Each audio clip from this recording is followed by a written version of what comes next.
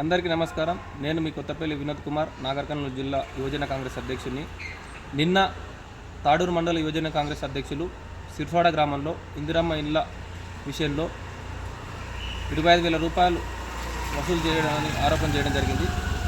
ఇలాంటి ఆరోపణల దృష్ట్యా ఈరోజు యువజన కాంగ్రెస్ తరఫున నాగర్ కర్నూలు శాసనసభ్యులైనటువంటి డాక్టర్ కూచుకుల రాజశెట్టి సార్ గారి ఆదేశాల మేరకు, అదేవిధంగా రాష్ట్ర అధ్యక్షులు చక్కిడి శివచరణ్ రెడ్డి గారి ఆదేశాల మేరకు ఎవరైతే ఆరోపణలు ఎదుర్కొంటున్నారో వారికి షోకాజ్ నోటీస్ ఇవ్వడం జరిగింది.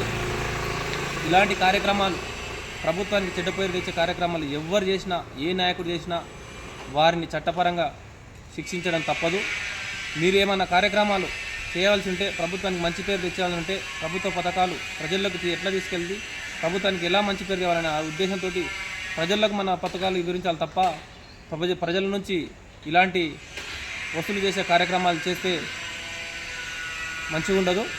ఈ కార్యక్రమాలు ఏ నాయకుడు చేసినా వారి పదవుల నుంచి తొలగించడం జరుగుతుంది. కాబట్టి దృష్టిలో పెట్టుకొని ప్రభుత్వానికి మంచి పని చేసే కార్యక్రమాలు తప్ప ఇలాంటి చెడ్డ పని చేసే కార్యక్రమాలు ఏ ఒక్క కార్యక్రమం చేయడానికి వీల్లేదు.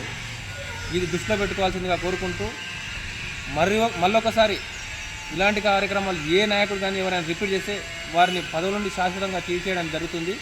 దయచేసి దీన్ని దృష్టిలో పెట్టుకోవాలని కోరుకుంటూ జై కాంగ్రెస్, జై యువజన కాంగ్రెస్.